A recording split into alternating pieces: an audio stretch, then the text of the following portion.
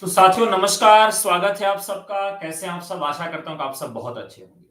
साथियों बहुत देर तक आप सब इंतजार करते रहे, इसके लिए मैं क्षमा प्रार्थी हूँ। थोड़ा-सा टेक्निकल प्रॉब्लम थी जिसकी वजह से क्लास लाइव नहीं हो पा रही थी। तो चलिए हम सब लाइव हो चुके हैं और कक्षा हम लोग की चालू हो चुकी है। आज हम लोग प्रेमचंद से पहले के जो उपन्यास हैं उसकी चर्चा करेंगे और बहुत अच्छे से समझने का प्रयास करेंगे कि प्रेमचंद से पहले का उपन्यास किस तरह का है। तो चलिए आज की कक्षा में आप सबका बेहद स्वागत है और सबसे पहले देखते हैं कि प्रेमचंद का जो समय था वो किस तरीके का था और प्रेमचंद के पहले का समय किस तरीके का था। दरअसल जब उपन्यास भारत में लिखे जाने की शुरुआत हुई तो ये अंग्रेजों के आने का प्रभाव था। यानी कि अगर हम आख्यायिका को नजरअंदाज कर दें क्योंकि उसमें उपन्यास कला के तत्व नहीं मिलते हैं, तो आख्यायिका को नजरअंदाज करें तो हिंदी में उपन्यास बहुत बाद में जन्म लेते हैं। तो भारत में अंग्रेज जहां-जहां पहले पहुंचे, भारत में ईस्ट इंडिया कंपनी वो एक छोटे से बीच पर, बीच का मतलब समुद्र के किनारे एक छोटी सी दुकान चलाने के लिए वो लोग आए हुए थे और फिर उन्होंने अपना विस्तार किया। विस्तार करते-करते उन्होंने अपनी सेना बना ली। सेना बनाने के बाद वो भारत को गुलाम बना ली। धीरे-धीरे बढ़ते चले गए, आए थे व्यवसाय करने के लिए। तो प्रेमचंद के पहले जहां-जहां अंग्रेजों ने बसेरा लिया और जहां-जहां उन्होंने अपनी कंपनी स्थापित की, अपने डेरे बनाए, चर्च बनाई, स्कूल बनाए, अस्पताल बनाई, जहां-जहां पर वो गए, वहां-वहां पर मध्यवर्ग का भी जन्म बहुत तेजी से हुआ। मध्यवर्ग कैसे जन्म लेता है? जब उद्योगों का विकास होता है भारत में। जैसे आज बहुत ज्यादा मारामारी है गवर्नमेंट जॉब की, लेकिन एक समय ऐसा था कि गवर्नमेंट जॉब के लिए कोई देखता नहीं था। केवल उच्च जो नौकरियां थी, आईएएस का था, पीसीएस के लिए भी लोग फॉर्म नहीं डालते थे। तो आईएएस स्तर की जो नौकरियां होती थी उसके लिए लोग फॉर्म डालते थे। छोटी मोटी नौकरियों के लिए तो लोग कोई फॉर्म ही नहीं डालता था। जो बहुत गरीब होता था, खाने के लिए जिसके यहाँ कुछ नहीं होता था, वो अध्यापक की नौकरी के लिए, लेखपाल के लिए, पुलिस के लिए, इन सब नौकरियों के लिए तैयारी करता था। तो मध्यवर्ग का जन्म होता है उद्योगों के विकास के साथ। जब उद्योगों का विकास होता है भारत में तब मध्यवर्ग का जन्म होता है। तो एक चीज आपको ध्यान रखनी होगी कि भारत में मध्यवर्ग का जन्म कैसे होता है। तो भारत में जो मध्यवर्ग का जन्म है वो उद्योगों के विकास के साथ होता है। किसके विकास के साथ होता है? तो भारत में उद्योगों के विकास के साथ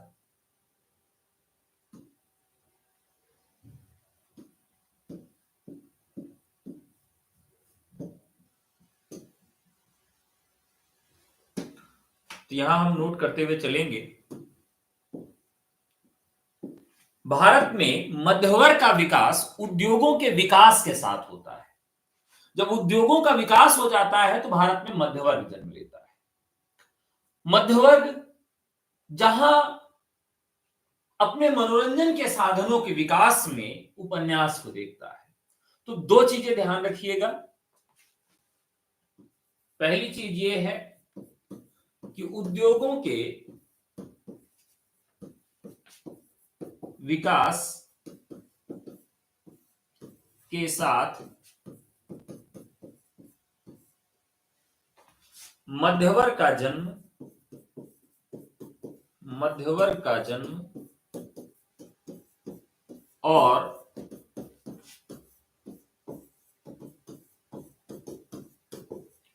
अंग्रेजों के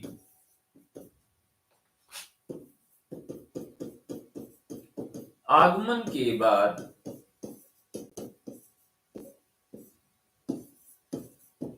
उपन्यास मध्यवर्ग के मनोरंजन का प्रमुख साधन बना। तो पूरी कहानी आप समझ गए होंगे। उपन्यास किस तरह से शुरू होता है? तो उपन्यास मध्यवर्ग जो है, उपन्यास मध्यवर्ग। अब देखिए, अगर आप मजे मजे में सोचिए, आज हम और आप मनोरंजन के लिए किन साधनों का प्रयोग करते हैं? मोबाइल फोन चलाते हैं। लेकिन अभी भी जो बहुत पैसे वाले लोग हैं, वो क्या करते होंगे मनोरंजन के लिए?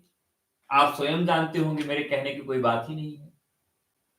हम लोग मास्टर बनने की तैयारी कर रहे हैं और कुछ लोग टीचर ब्रांड की दारू पीते होंगे, मुजरा देखते होंगे। तो यानी हर वर्ग में मनोरंजन के साधन अलग-अलग होते हैं।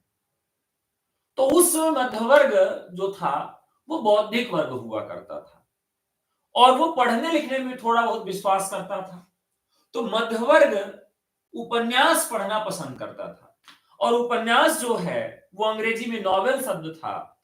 नॉवेल के रूप में हिंदी में जब प्रवेश करता है तो वहां वहां सबसे पहले उपन्यासों की चर्चा होती है जहां जहां अंग्रेजों ने बसेरा लिया। जैसे सबसे पहले आप देखें तो बंगाल की तरफ, बंगाल में अंग्रेज जाते हैं तो बंगाल में उपन्यास की शुरुआत होती है। दक्षिण भारत में जाते हैं तो अन्य भाषाओं में उपन्यास की शुरुआत होती है। हिंदी बेल्ट में जो अंग्रेज हैं वो सबसे अंत में आते हैं और हिंदी बेल्ट में अंग्रेज सबसे अंत में आते हैं। इसी तरह आप देखिए कि उपन्यास हिंदी बेल्ट में बहुत देरी से आता है, यानी कि बंगाली में उपन्यास पहले आ जाता है, तमिल, तेलुगु, कन्नड़, उड़िया, मलयालम, इन सब में उपन्यास पहले आ जाता है। तो अंग्रेज जब भारत में आते हैं तो सबसे देर से आते हैं हिंदी पट्टी में और इसी वजह से हिंदी पट्टी में उपन्यास का जन्म सबसे बाद में होता है। और हिंदी में उपन्यास सीधे सीधे नहीं आते हैं, इनकी जो परंपरा देखने के लिए मिलती है वह अनुवाद की परंपरा मिलती है। वो अनुवाद की परंपरा थी। पहले अनुवाद जो है बंगाली में उपन्यास लिखे जाते थे। तो मजाक मजाक में या डरते डरते ही सही लोगों ने अनुवाद करना चालू किया कि चलो उपन्यास ही लिखते हैं, अनुवाद ही करते हैं और इस तरीके से एक विधा के रूप में हिंदी में उपन्यास की शुरुआत हो जाती है। ठीक है, तो साथियों चलिए फटाफट आप लोग लाइक कर दीजिए। ठंडी पड़ रही है लेकिन अंगूठा निकालिए बाहर और लाइक करिए जल्दी से। अंगूठा बाहर निकालिए रजाई से और फटाफट एक लाइक मार दीजिए। वेरी गुड, चलिए थैंक यू, आप लोगों ने लाइक किया। अब हम लोग ये जानने का प्रयास करेंगे कि प्रेमचंद के पहले के उपन्यास की क्या स्थितियां थी। तो उपन्यास के विषय में आप इतना जानेंगे कि अंग्रेजों के साथ ये उपन्यास आया, अंग्रेज भारत में जहां जहां पहले पहुंचे अंग्रेज वहां उपन्यासों को स्थापित किया और वहां पर हुआ। प्रेमचंद के पहले जो उपन्यास थे वो कितने प्रकार के उपन्यास लिखे जा रहे थे? वो कितने प्रकार के उपन्यास लिखे जा रहे थे? आप लोग कुछ बताइए गेस करके कि प्रेमचंद के पहले कितने तरह के उपन्यास लिखे जा रहे थे? प्रेमचंद से पहले कितने तरह के उपन्यास लिखे जा रहे थे? तो जल्दी से आप लोग कमेंट करके बताइए। चलिए मैं बताता हूं।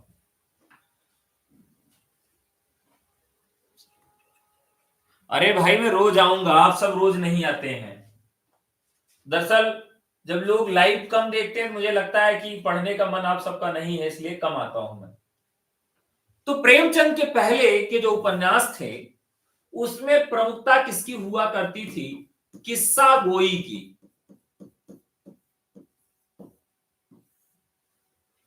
प्रेमचंद के पहले के जो उपन्यास थे उसमें किसकी प्रमुखता थी? तो प्रेमचंद से पहले के उपन्यासों में किस्सा गोई की प्रमुखता होती थी।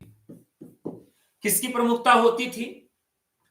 किस्सा गोई की प्रमुखता होती थी। किस्सा गोई क्या है? आपने बहुत सारी किस्से सुने होंगे। किस्से और कहानी में अंतर होता है। अब आप सब कहेंगे कि अरे ये तो दोनों एक ही चीज है। आप सब बताइए किस्सा और कहानी में क्या अंतर है। किस्सा या बहुत जगह इसको खीसा भी कहा जाता है।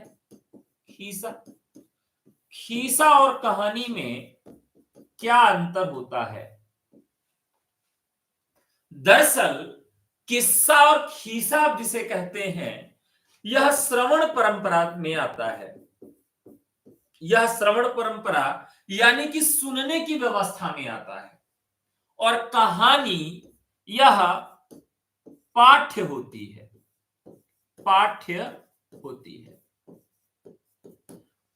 अब आप समझ गए होंगे कि कहानी लिखी जाती है और लिखी हुई कहानी पढ़ी जाती है, लेकिन जो किस्सा है वो लिखा नहीं जाता, वो केवल श्रुति परंपरा में, सुनने की परंपरा में ही आगे बढ़ता है।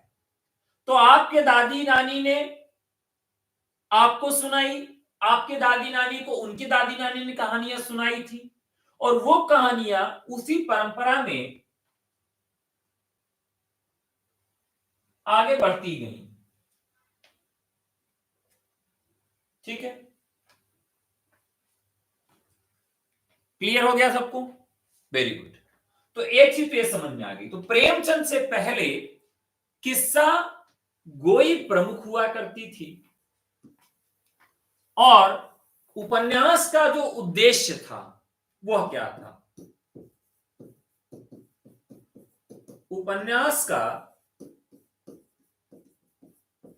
प्रमुख उद्देश्य मनोरंजन था।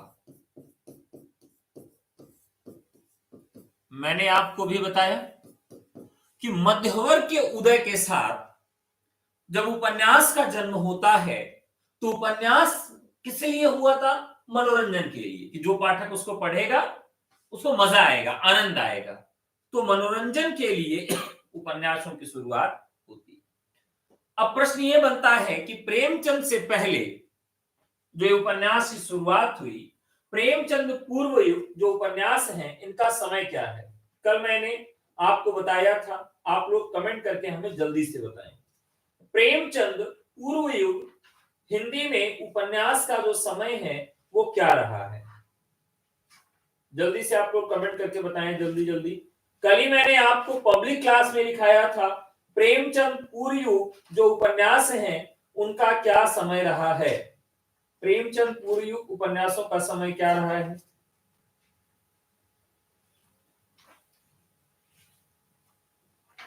चलिए चलिए, ठीक है।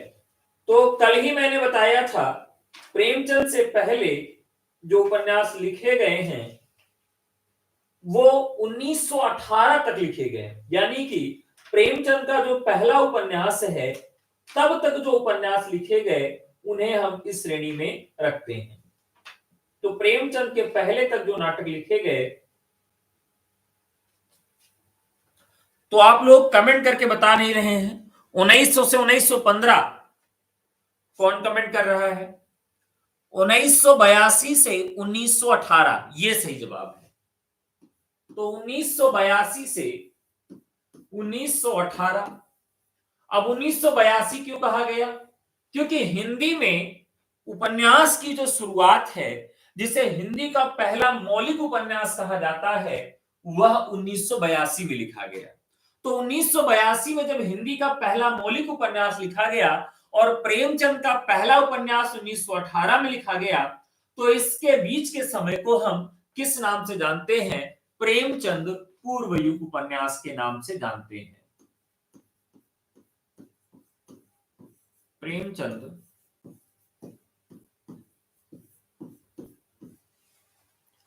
प्रेमचंद पूर्व युग उपन्यास के नाम से जानते हैं। ठीक है, कोई बात नहीं, मिस्टेक हो जाता है। तो प्रेमचंद पूर्व युग यानी कि हिंदी के पहले उपन्यास से, यानी कि 1982 से। और अब यहां हम इन उपन्यासों की श्रेणी देखेंगे कि किन किन श्रेणी में इन उपन्यासों को बांटा गया। तो प्रेमचंद के पहले जो उपन्यास लिखे गए उसमें प्रमुख रूप से कितने तरह के उपन्यास थे? तो सबसे पहला उपन्यास था सामाजिक उपन्यास।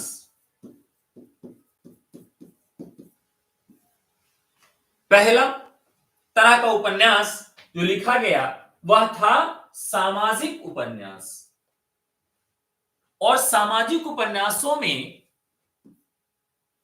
किस चीज की प्रधानता हुआ करती थी, तो आप बताएंगे उपदेश प्रधान उपन्यास। यानी कि उपदेश देने के लिए, उपदेश का मतलब समझते हैं ना, सबसे सस्ता, सबसे टिकाऊ और फ्री की कोई चीज आपको मिलती है तो उपदेश और सलाह है। बीएड कर लो यार, जैसे प्राइमरी में हुआ लोग सलाह दे रहे, बीएड कर लो यार, उपदेश देने लगे। नौकरी नहीं मिल रही, क्या कर रहे हो, उस पर भी 4 उपदेश आपको लोग दे देते हैं। तो यहां पर उपन्यासों के केंद्र में भी क्या था, सामाजिक उपन्यासों के केंद्र में उपदेश की प्रधानता हुआ करती थी। तो पहले तरह का उपन्यास था सामाजिक उपन्यास।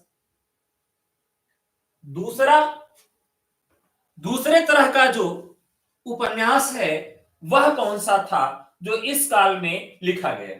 सबसे ज्यादा प्रमुखता थी सामाजिक उपन्यासों की। दूसरे थे घटनात्मक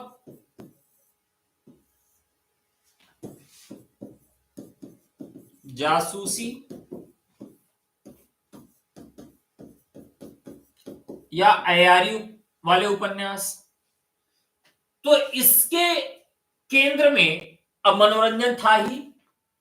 मनोरंजन में जब तक चमत्कार नहीं होगा तब तक मजा कहां है। अब मान लीजिए आप किसी कहानी बता रहे हैं, हम आज जा रहे थे, गए, ट्रेन में मिल गई समय से, खाए पिए चले आए, बढ़िया था, यात्रा बढ़िया थी। अब ये इसी बात में इस तरह से बताइए, अरे भैया जैसे निकले ना इतना जाम, इतना जाम, इतना जाम। फिर हाँ वही त्रिपाठी जी का लड़का मुन्नू नई गाड़ी खरीदा, धक धक धक धक, पीछे बैठा, कहा बैठो चाचा हम आपको उड़ा के ले चलते हैं। अरे ऐसे ऐसे घुमा के फटाफट फटाफट लेके गया। हाँ फिर लड़का है तो ऐसे हो, एकदम से गाड़ी भगा के ले गया सबको। अंदर जल्दी से घुसेड़ दिया, हमको ट्रेन की बैठा दिया बोगी में। झक झक झक झक। अब वहां 4 ठो महिला, 4 ठो लड़का लिए सब चिल्ला रहे थे। हाँ एकदम से वहीं कोई मीट खा रहा है, हम एकदम मुंडे खराब हो गया। भैया क्या बताएं, लड़ाई हो गई, टीटी को बुलाए। अब एकदम माहौल बन गया। अब ये ऐसे व्यक्ति हैं उसी बात को एकदम चमत्कृत करके बता रहे हैं। तो क्या बताएं जान लो तिवारी जी, हम टीटी को इतना झाड़े हैं ना, तो एकदम वो कहा कि बस हमको बख्श दीजिए, हमारी नौकरी छोड़ दीजिए, बस हमको बख्श दीजिए महाराज। एकदम वो रुअंधा हो गया टीसी। क्या बताएं तिवारी हम तो का। अब एक वही बात वही है, एक एकदम सामान्य तरीके से बता दी गई और एक में इस तरह की रोचकता। तो पाठक जो है वो जो मनोरंजन खोजने के लिए उपन्यास को पढ़ता है तो उसको मनोरंजन मिलना चाहिए। और मनोरंजन में जब चमत्कार आ जाए तो और मनोरंजन बढ़ जाता है। छोटे से बच्चे सामान्य तरह की कहानियां उनको पसंद नहीं आती, उनको चमत्कार चाहिए। बेटा फिर एक घोड़ा आया जो उड़ रहा था। अब अच्छा पापा उड़ रहा था, एकदम कल्पना की दुनिया में खो गया, उसके आंखें खुली रह गई, मुंह खुला रह गया और वो एकदम कल्पना में गोते लगाने लगा और सोचने लगा कि उड़ने वाला घोड़ा कैसा होता होगा।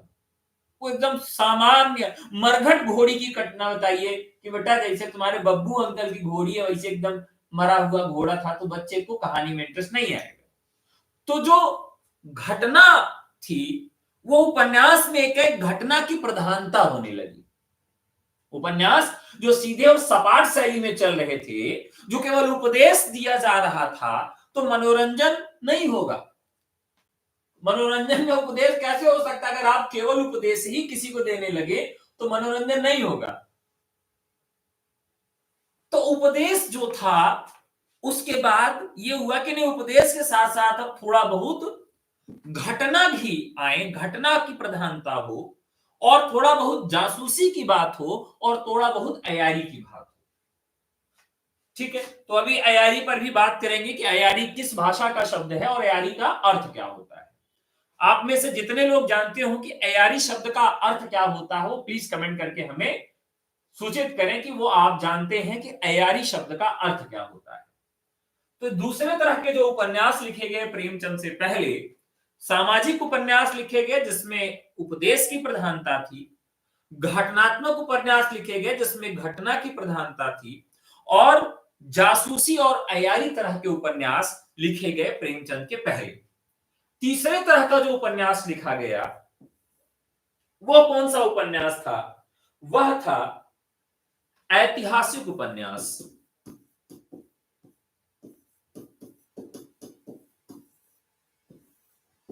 ऐतिहासिक उपन्यास।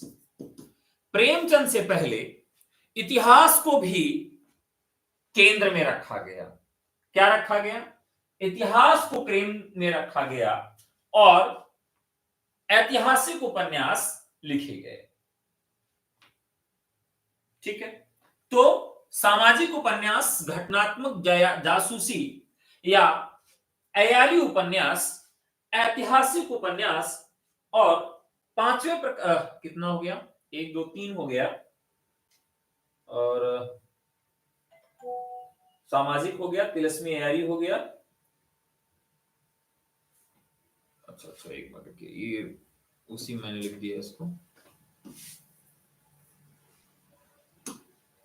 चौथा तिलस्मी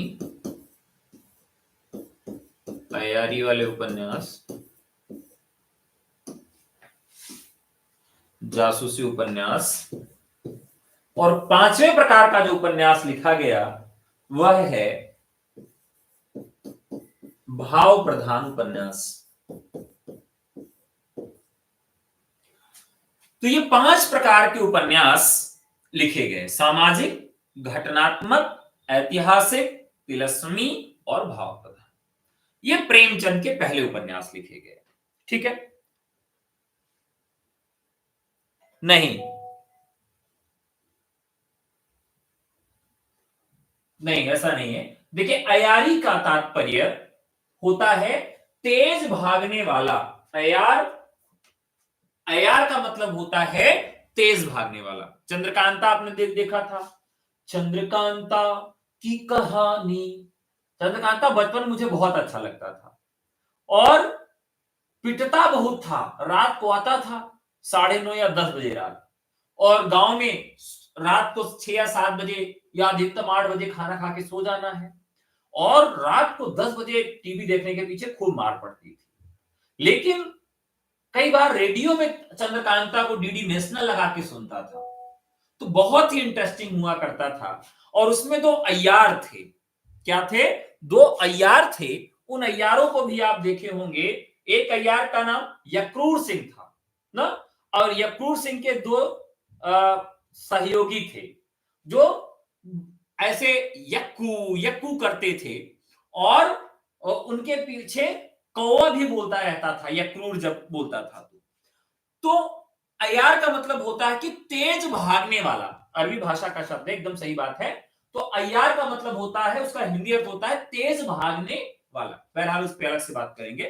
तो अभी हमने ये देखा कि प्रेमचंद से पहले ये 5 तरह के उपन्यास लिखे जा रहे थे। ठीक है, अब चलिए हम लोग सबसे पहले तरह का जो उपन्यास है उस उपन्यास की तरफ चलते हैं। पहला उपन्यास जो लिखा गया, मतलब पहले तरह का जो उपन्यास लिखा गया, वह है सामाजिक उपन्यास।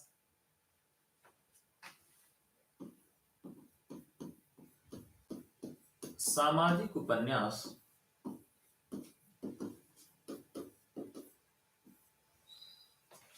तो यहां लिखेंगे इन उपन्यासों में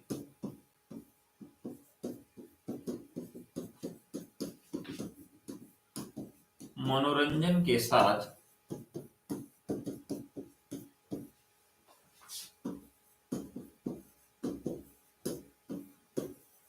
उपदेश की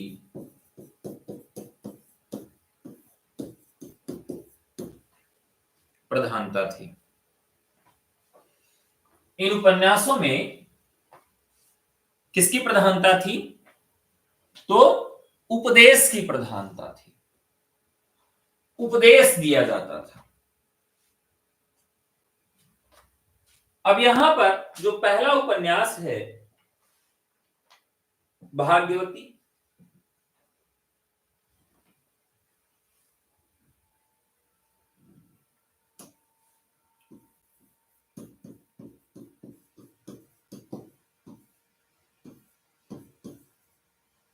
अब आप सब बताइए भाग्यवती जो उपन्यास है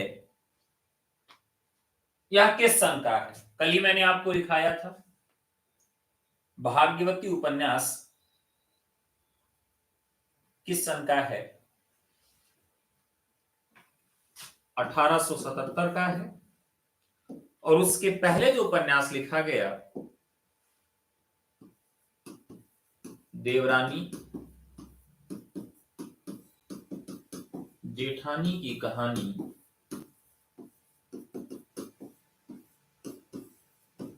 1870। डेट एकदम से याद रखिएगा, जिसको हिंदी का पहला उपन्यास कहा जाता है उसकी डेट आप सब जरूर याद रखिएगा, क्योंकि परीक्षा के दृष्टिकोण से बहुत महत्वपूर्ण है जितने आरंभिक उपन्यास है। ठीक है, तो सबसे पहले उपन्यास की बात करेंगे देवरानी जेठानी की कहानी उपन्यास।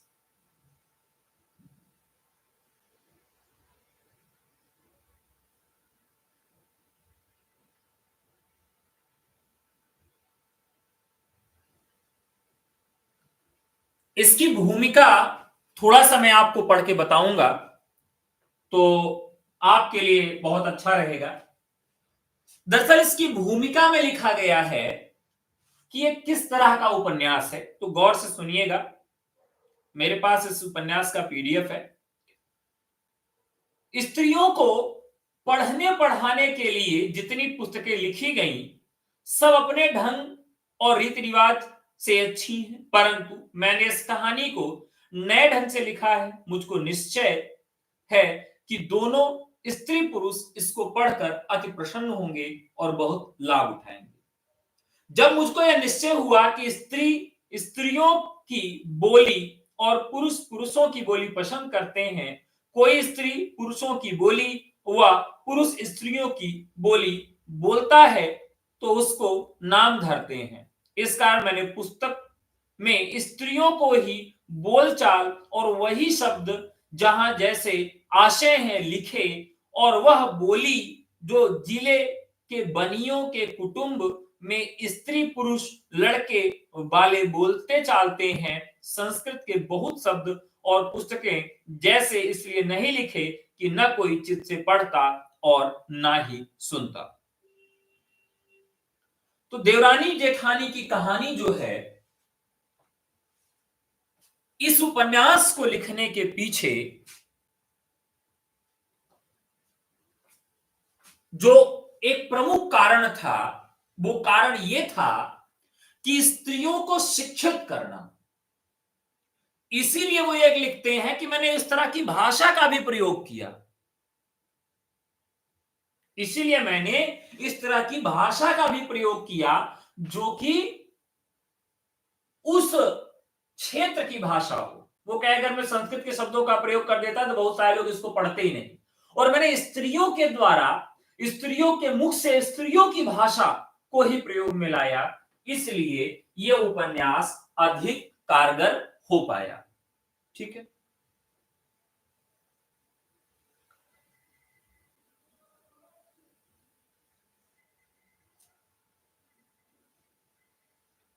तो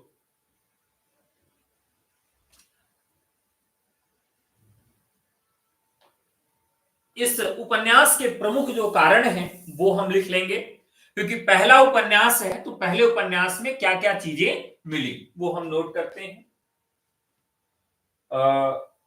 बाल विवाह,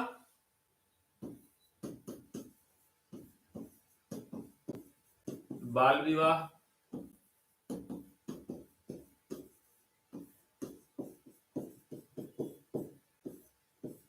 बाल विवाह, फिजूल खर्ची,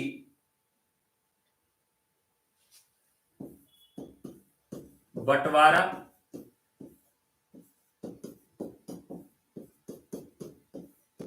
स्त्रियों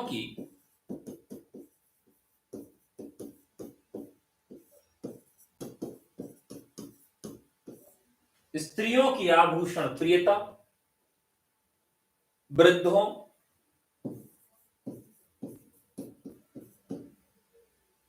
वृद्धों,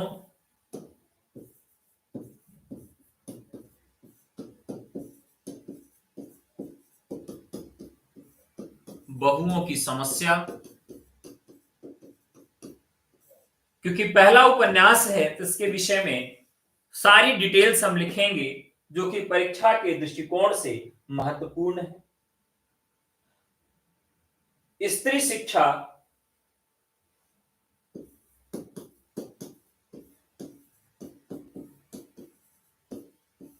यह इस उपन्यास के केंद्र में है। उपन्यास का नायक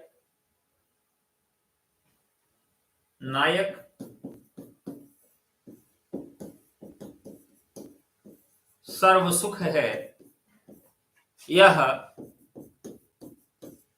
मेरठ का वणिक है, यानी मेरठ के बनिया के ऊपर ये कहानी लिखी गई है।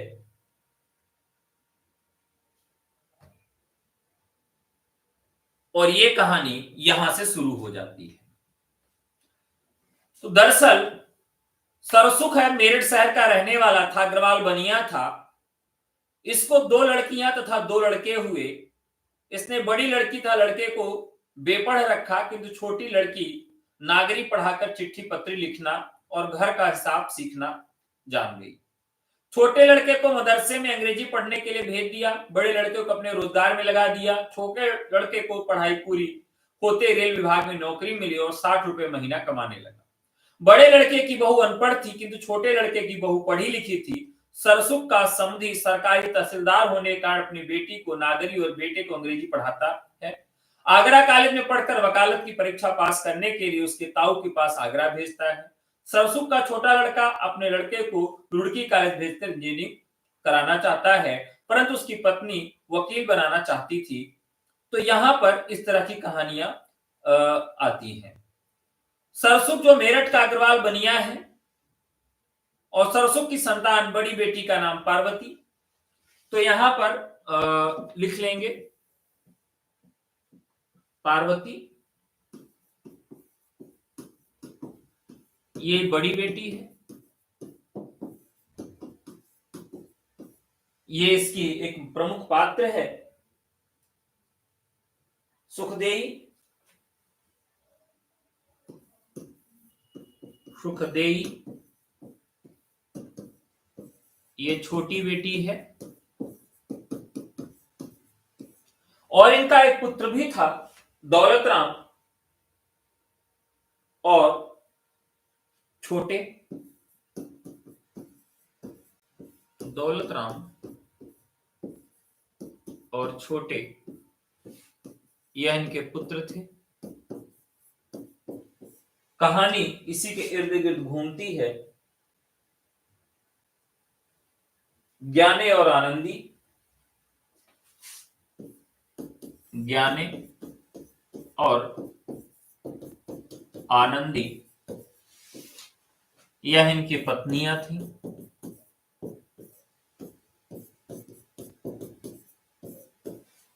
तो देवरानी जेठानी की कहानी इस तरह से आती है। एक तो स्त्री शिक्षा को केंद्र में रखा है और दूसरी अगर 2 बहुएं हों और एक पढ़ी लिखी हो एक पढ़ी लिखी न हो तो वहां पर भी बड़ी निर्गत होती है, बहुत समस्या होती है। आज भी ये समस्या है, खूब ताना कसी होती है, पटती है ही नहीं है, बड़ा अहम का भाव होता है। आप सब जो विवाहित स्त्रियां हैं, महिलाएं हैं, वो इस बात को बहुत अच्छे से समझती होंगी। तो इस तरह की जो समस्या है वो देखने के लिए मिलती है। तो कुल मिलाकर इस उपन्यास के केंद्र में जो है वह स्त्री शिक्षा है और यह उपन्यास आकार में बहुत छोटा है। उपन्यास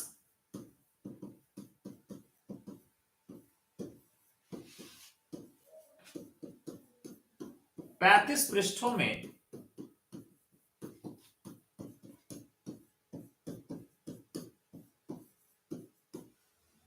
लिखा गया है।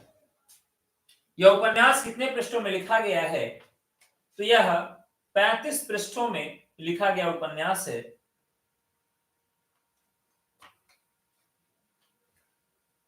इसके बाद दूसरा उपन्यास आता है ईश्वरी प्रसाद व कल्याण राय का वामा शिक्षक।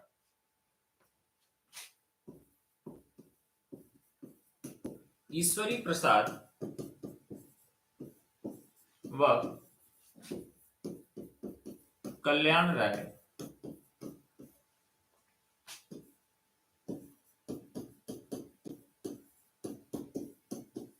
वामा शिक्षक, ये 1872 का है। तो मैंने आपको कल एक ट्रिक बताई थी कि भारत के आजाद होने के कितने दिन बाद भारत में पहला उपन्यास लिखा गया। आजादी के बाद नहीं बताया था, प्रथम स्वतंत्रता संग्राम के बाद।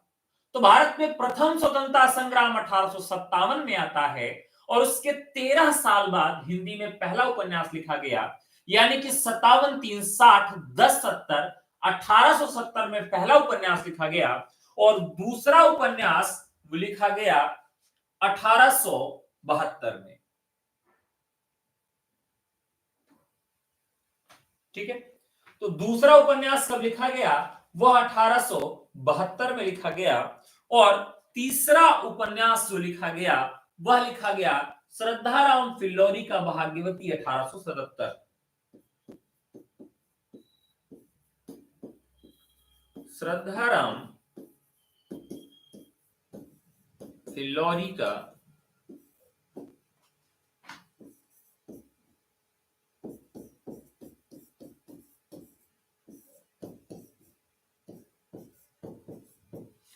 पहला। अब मैंने इस तरह से याद कराया था कि बच्चे कैसे होते हैं किस क्रम में। तो पहला बच्चा 2 साल बाद, उपन्यास एक बच्चा है 1870 में पहला बच्चा, दूसरा बच्चा 2 साल के गैप में 1872 और तीसरा बच्चा 5 साल के गैप में 72, 5, 77। तो तीसरा कब होता है? भाग्य से होता है। पहला बच्चा जब व्यक्ति को होता है तो कहते हैं चलिए हो गया, हमने चाहा। दूसरा ठीक है, एक बच्चा अकेला था। तीसरा जब होता है तो कहते सब भाग्य से होता है और ये सब भगवान की देन है ना। जिसके ज्यादा बच्चे होते क्या कहते हैं? ये सब भगवान की देन है। मतलब कुछ उन्होंने नहीं किया, सब भगवान ने किया। सारी खुराफात खुद करेंगे और दोष किसको देंगे? भगवान को। तो तीसरा उपन्यास भाग्यवती, कैसे याद रहेगा? भाग्यवती। तो भाग्यवती जो उपन्यास है यह 1877 का है, यानी कि तीसरा बच्चा। उपन्यास को क्या मानिए? बच्चा। पहला बच्चा 70 में, दूसरा बच्चा 2 साल बाद 72 में और तीसरा बच्चा 5 साल बाद 77 में आता है। श्रद्धाराम फिल्लौरी। और यह भाग्य उदित हो गया। कैसे भाग्य उदित हुआ? फूल चढ़ाने से। तो अगर कोई फिल्लौरी कोई फूल चढ़ाएगा, कैसे फूल चढ़ाएगा? श्रद्धा से फूल चढ़ाएगा तो क्या होगा? भाग्य उदित हो जाएगा। तो उन्होंने श्रद्धा से फूल चढ़ाए, भाग्य उदित हुआ और भगवान ने बच्चा दे दिया। ठीक है, किस सन में? 1877 में। अब इस कथा को देखेंगे कि भाग्यवती की कथा क्या रही है। ठीक है, दोनों उपन्यास स्त्री केंद्रित थे। तीसरा उपन्यास का क्या आधार था?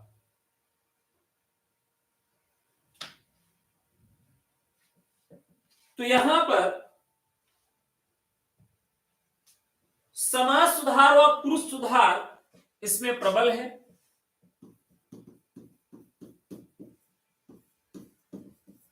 समाज सुधार व पुरुष सुधार पर आधारित। तो यह उपन्यास किस पर आधारित है? तो इस उपन्यास के केंद्र में है पुरुषों का सुधार। इसके साथ साथ स्त्री शिक्षा, स्त्री शिक्षा भी इस उपन्यास के केंद्र में है। ठीक है। अब भाग्यवती की रचना कहां हुई थी? तो यह उपन्यास अमृतसर में लिखा गया। अमृतसर में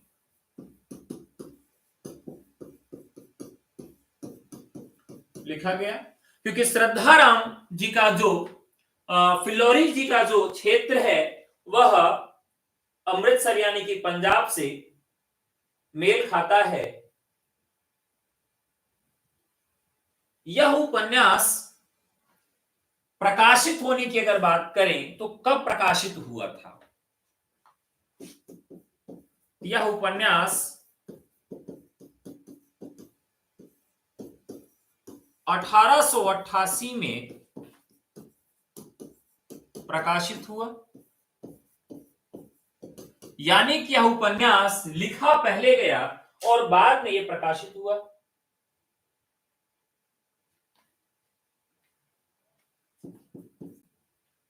इस उपन्यास की प्रथम समीक्षा, इस उपन्यास की प्रथम समीक्षा 1887 हिंदी प्रदीप में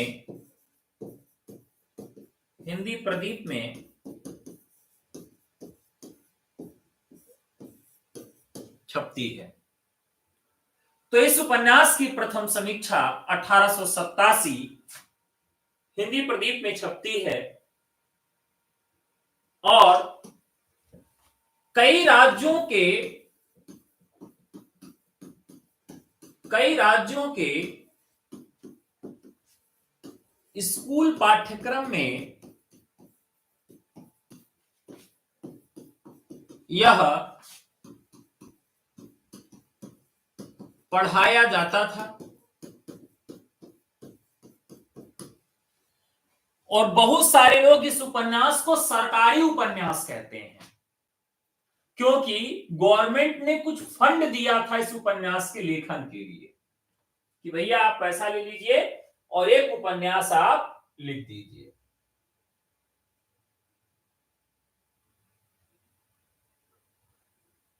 काशी के पंडित उमा दत्त हैं यहां पर। काशी के पंडित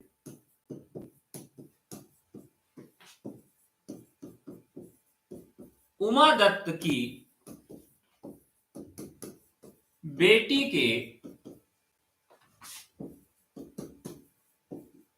बाल विवाह पर कथा केंद्रित है। तो पहले गवर्नमेंट खुद पैसा देती थी, सोचिए कि पैसा देती थी, लो एक उपन्यास लिख दो, तो सरकारी खर्चे पर भी उपन्यास लिखे जाते थे और इसीलिए इस उपन्यास में स्त्री की दशा और उसके अधिकारों को लेकर एक क्रांतिकारी चर्चा की। स्त्री की दशा को सुधारने के लिए उन्होंने इस उपन्यास में अपनी भूमिका को अदा किया है।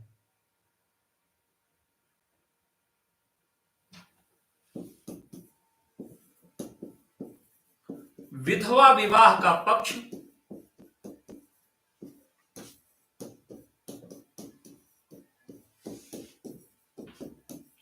बाल विवाह की निंदा,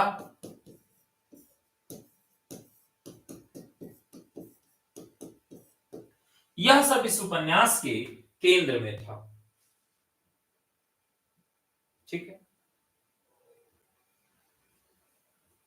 इस उपन्यास में विवाह में लड़कियों को दहेज बहुत सारे लोग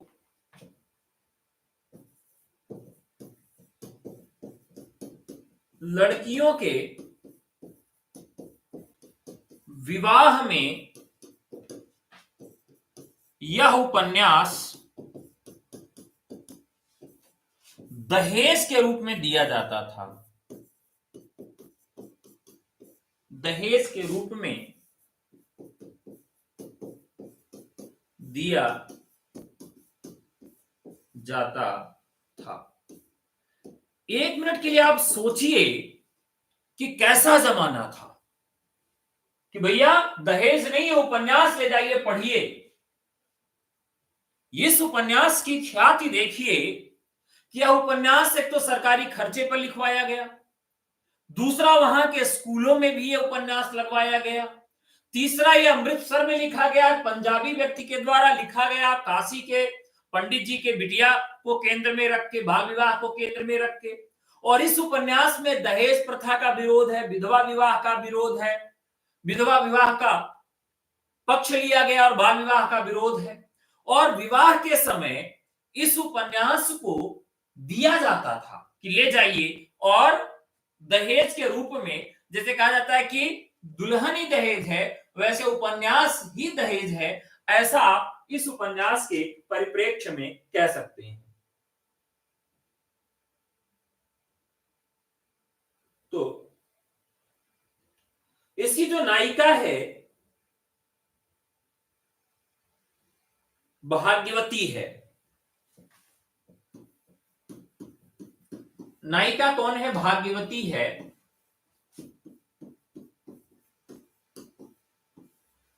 भाग्यवती के जब पहला बच्चा पैदा होता है तो लड़की पैदा होती है, और लड़की पैदा होने के बाद उसका मजाक उड़ाया जाता है। अभी बहुत सारे घरों में आपने देखा होगा, और हो सकता है कि आप लोग भी अगर इस स्थिति में पहुंचे तो आप भी ऐसा करें कि बिटिया पैदा होती है तो लोग देखने नहीं जाते हैं। अगर लड़का पैदा हुआ तो बहू की बहुत इज्जत होती है, बहुत प्यार दिया जाता है। दूध लगवा दो, ड्राई फ्रूट्स दिला दो, फल लाओ, सेवा करो। और बिटिया पैदा हो गई तो लोग गालियां देते हैं, हॉस्पिटल में हुई तो लोग देखने नहीं जाते हैं। इतने मूर्ख और जाहिल लोग हैं समाज में जिनके लिए मुंह से केवल गाली निकलती है। मेरा बस चले तो मैं पकड़ के पीट दूं, कूट दूं। जबकि इन मूर्खों को यह नहीं पता है कि लड़की होगा या लड़का होगा, इसके लिए पुरुष और केवल पुरुष ही इसका दाता है। यानी कि अगर पुरुष के अंदर कमी है, अच्छाई है, बुराई है, जो भी समस्या है, अगर किसी कि केवल लड़कियां ही हो रही तो उसके पीछे केवल पुरुष जिम्मेदार है। लड़का होगा या लड़की होगा, ये पुरुष के ऊपर निर्भर करता है, ये महिला के ऊपर निर्भर नहीं करता। लेकिन ये गंवार और जाहिल समाज आज भी ऐसा है कि बिटिया अगर पैदा हो गई तो बहू को क्या कहेंगे? बताइए, क्या बताएं भैया, जब से आई है बिटिया हुआ है चली जा रही, बिटिया होती चली जा रही, कलंकिनी। ये समाज है। तो इस समाज को बदलने के लिए इस तरह का उपन्यास लिखा गया था। और जो नायिका भाग्यवती है, उसको भी जब पहली बेटी पैदा होती है तो उसके समाज ने उसको उस तरह का तवज्जो नहीं दिया, और बहुत सारे लोग उसको क्या करते हैं? दुत्कारते हैं। और फिर वो कहती है कि बेटा और बेटी में कोई भी भेद नहीं है, दोनों अपने स्तर से समान होते हैं। तो यह इस उपन्यास के केंद्र में है। उन्होंने लड़कियों को पढ़ाने के लिए बात की कि लड़कियों को पढ़ाया जाए। भाई, आज जितनी भी गवर्नमेंट जॉब में लड़कियां हैं, क्या उनका विवाह खोजना पड़ता है? क्या उनको अच्छे लड़के की तलाश करनी पड़ती है? बहुत कम समस्या होती है। और किन लड़कियों के विवाह में ज्यादा समस्या है? जो कुछ नहीं कर रही हैं, जिनको केवल चूल्हा और चौका आता है, जिनको बचपन से केवल यही समझाया जाता था कि तुमको दूसरे के घर में जाना है, उन लड़कियों को उनके विवाह को ढूंढने में सबसे ज्यादा समस्या आती है। तो मैं आपसे निवेदन करूंगा, और यह उपन्यास भी इसी केंद्र में लिखा गया था कि लड़कियां पैदा हों तो आप उनके विवाह की चिंता ना करें, उनकी नौकरी की चिंता करें। लड़के वाले खुद आएंगे आपके यहां शादी के लिए। ठीक है, चलिए आगे बढ़ते हैं। तो नायिका जो है इसकी भाग्यवती है। ये बहुत ही महत्वपूर्ण उपन्यास रहा है उस दौर का, और स्त्री शिक्षा पर यह केंद्रित उपन्यास है भाग्यवती। यह उपन्यास जो है फारसी, उर्दू और पंजाबी में इसका अनुवाद भी है। फारसी, हिंदी, उर्दू में अनुवाद किया है, क्योंकि इसका उद्देश्य ही था कि शिक्षित किया जाए लोगों को।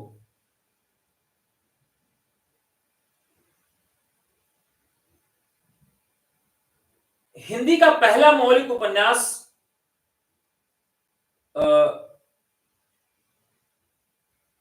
भाग्यवती नाम का एक सामाजिक उपन्यास भी संवत 1934 में लिखा।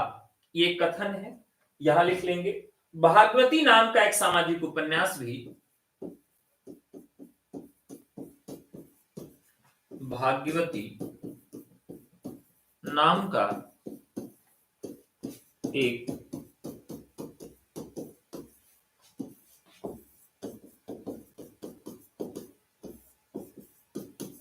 भाग्यवती नाम का एक सामाजिक उपन्यास भी संवत 1934 में उन्होंने लिखा।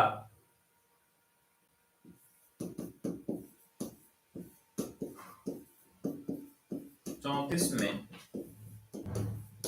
उन्होंने लिखा, जिसकी बड़ी प्रशंसा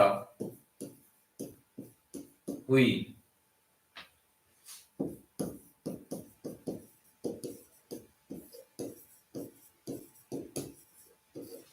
रामचंद्र शुक्ल ने इस उपन्यास के विषय में बताया कि यह उपन्यास जो है सामाजिक उपन्यास है।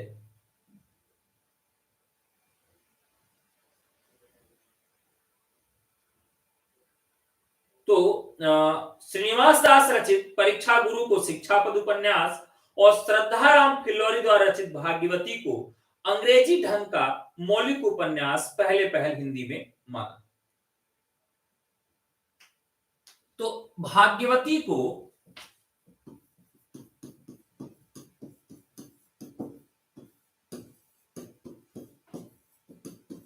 अंग्रेजी ढंग का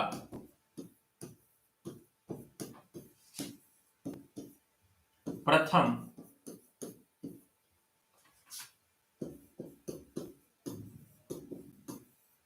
मौलिक उपन्यास मानने के कारण इसे हिंदी का प्रथम उपन्यास नहीं मानते।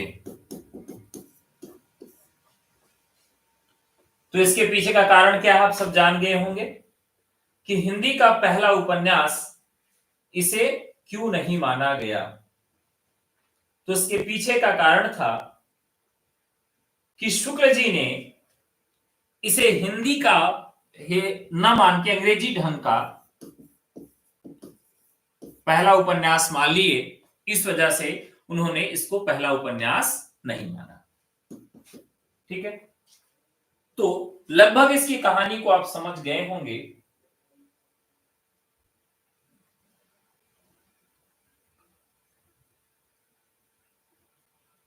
कथा की नायिका जो है, यह, इसका भी नाम पूछा जाएगा तो कौन है? भाग्यवती उपन्यास। इसकी स्त्री जो है प्रगतिशील स्त्री के रूप में सामने आती है और बच्चा बच्ची की समानता और विवाह में लड़कियों को दहेज में रूप में इस पुस्तक को दिए जाने का वर्णन इस उपन्यास के केंद्र में मिलता है। ठीक है, तो चलिए आगे बढ़ते हैं और उपन्यासों पर चर्चा करते हैं। देखिए, थोड़ा सा स्लो आपको लग रहा होगा कि मैं थोड़ा स्लो पढ़ा रहा हूं, लेकिन जहां स्पीड बढ़ाने की बात आएगी मैं वहां स्पीड भी बढ़ा लूंगा। ये पहले उपन्यास जो हैं, इसके विषय में थोड़ी जानकारी आप अपने पास रखिए। हिंदी का पहला उपन्यास जिसको जिसको कहा गया है, तो उसको थोड़ा आसानी से प्यार से समझ लीजिए। बाकी तो मैं चाहता तो ये सारे उपन्यासों के नाम और उपन्यासकारों को, जो कि आप 1000 बार पढ़ चुके होंगे, हिंदी का पहला उपन्यास कौन सा है, किसने कौन सा उपन्यास माना, किस सन में लिखा गया, बात खत्म। ये आज तक इसको पढ़ते आए हैं। लेकिन इसमें जब कुछ नवीनता, कुछ नए तथ्य, कुछ रोचक तथ्य, कुछ मजेदार बातें आपको लगेंगी, तो परीक्षा के दृष्टिकोण से भी महत्वपूर्ण होंगी और आप निश्चित तौर पे और भी भरेंगे अपने आप को। बहुत सारे नए तथ्य मैंने आपको इसमें खोज के बताया। जैसे यह पुस्तक दहेज के रूप में दी जाती थी, जैसे यह पुस्तक सरकारी खर्चे पर लिखवाई गई, जैसे यह पुस्तक बच्चा बच्ची के समानता पर बात करती है, पात्रों का विषय मैंने बताया। तो बहुत सारी छोटी छोटी चीजें मैंने आपको बताई जो परीक्षा के दृष्टिकोण से आपके लिए महत्वपूर्ण है।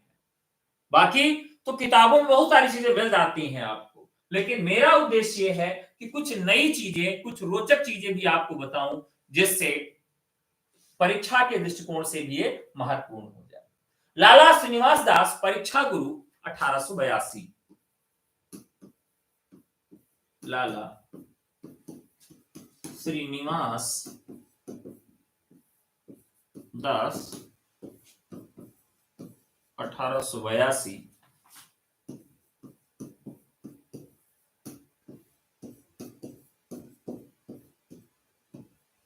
परीक्षा गुरु। ये उपन्यास भी काफी रोचक है, काफी मजेदार है और शुक्ल जी हिंदी का प्रथम मौलिक उपन्यास मानते हैं।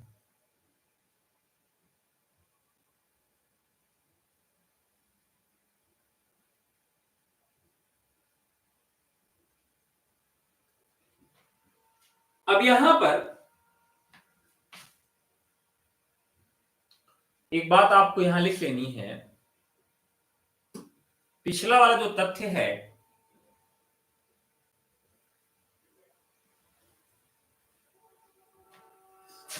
अच्छा,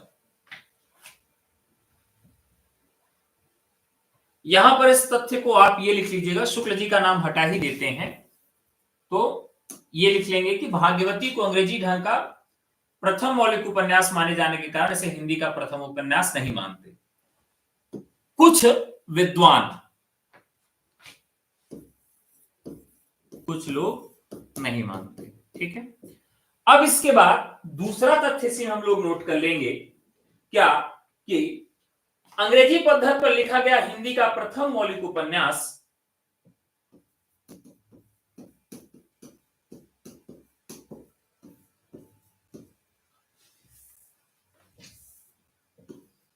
अंग्रेजी पद्धति पर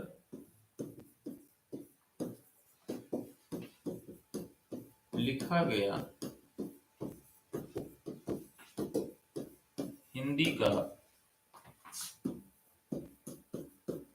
प्रथम मौलिक उपन्यास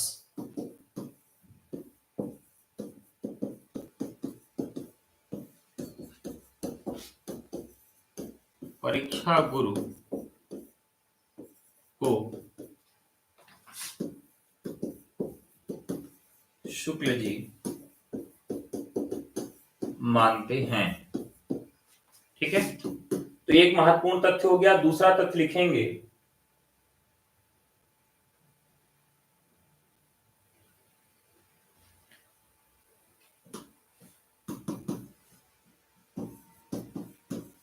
विषय वस्तु की नवीनता के आधार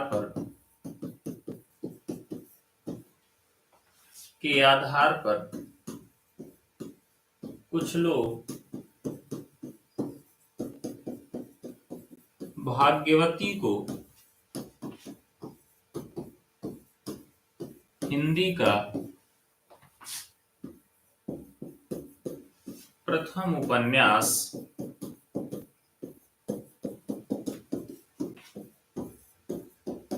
मानते हैं। ठीक है,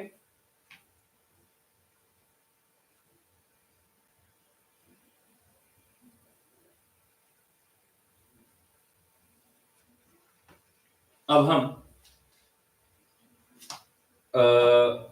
इसके बाद एक एक लोगों पर भी बात करेंगे, एक एक उपन्यासकार पर बात करेंगे, उन्होंने कितने उपन्यासों को लिखा है, यह भी हमारे चर्चा के अंतर्गत आएगा। तो चलिए बात कर लेते हैं उपन्यास जो श्रद्धाराम फिलोरी के बाद है, परीक्षा गुरु की। परीक्षा गुरु उपन्यास 1882 में होता है। लाला मदन मोहन है। पात्रों की बात करें, पात्र लाला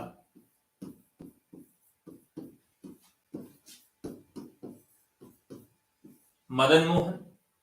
दूसरे लाला साहब हैं लाला ब्रजकिशोर, लाला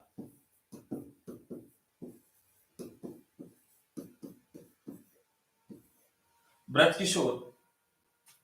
मुंशी चुन्नीलाल,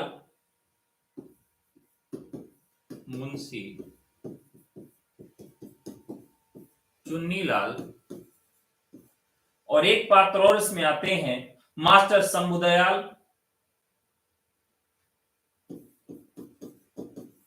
मास्टर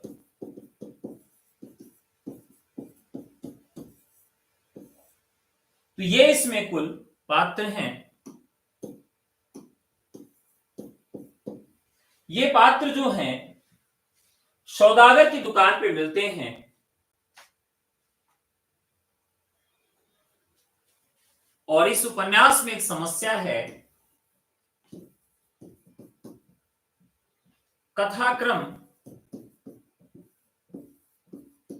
इस उपन्यास का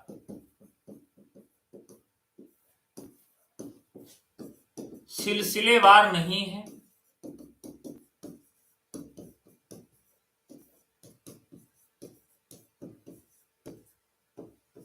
यानी कि जो कथा का क्रम होना चाहिए, एक कथा के बाद दूसरी कथा, एक क्रम जो घटना का बनता है, वह क्रम में नहीं है।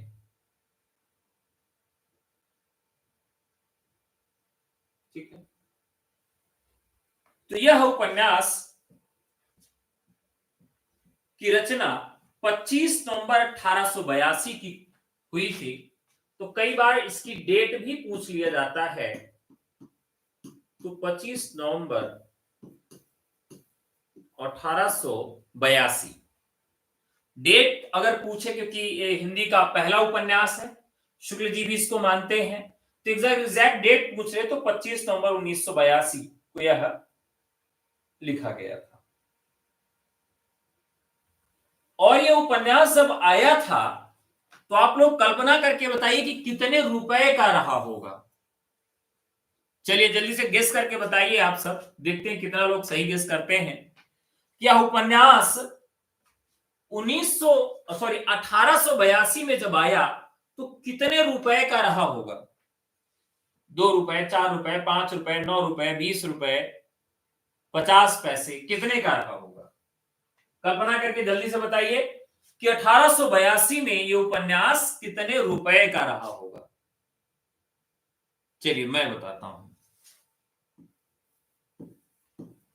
तो इसका मूल्य था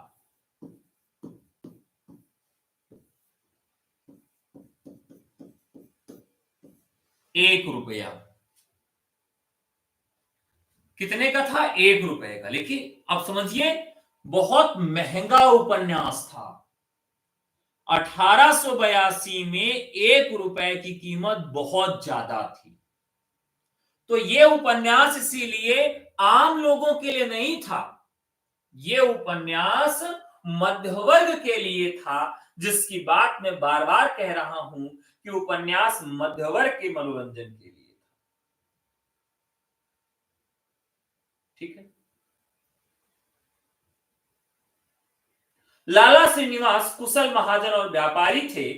उन्होंने मदन मोहन नाम के रईस के पतन और फिर सुधार की कहानी बताई है। मदन मोहन एक अच्छे परिवार में पैदा हुआ और बचपन में अच्छी शिक्षा और उचित मार्गदर्शन न मिलने के कारण युवावस्था में गलत संगत में पढ़कर अपनी सारी दौलत खो बैठता है और उसे न ही आदमी की परख है और वह अपने सच्चे हितैषी ब्रजकिशोर को अपने से दूर करके चुन्नीलाल, शंभुदयाल, बैजनाथ और पुरुषोत्तम दास कैसे कपटी, लालची, मौका पर खुद खुशामदी दोस्तों से अपने को घिरा रखता है। बहुत जल्दी इनकी गलत सलाहों के चक्कर में मदन मोहन भारी कर्ज में भी डूब जाता है और कर्ज समय पर अदा न कर पाने से उसे अल्प समय के लिए कारावास भी हो जाता है। इस कठिन परिस्थिति में उसका सच्चा मित्र ब्रजकिशोर, जो एक वकील है, उसकी मदद करता है और उसकी खोई हुई संपत्ति उसे वापस दिलवाता है। इतना ही नहीं, मदन मोहन को सही उपदेश देकर उसे अपनी गलतियों पर भी एहसास करवाता है। यह उपन्यास 41 छोटे प्रकरणों में विभक्त है। लिख लीजिएगा, यह उपन्यास 41 छोटे प्रकरणों में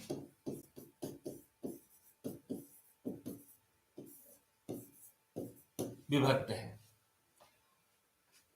ठीक है। तो अब ये उपन्यास नए मतलब शुरुआत की है, इसलिए पूरी बात आपको बतानी पड़ रही है। ठीक है।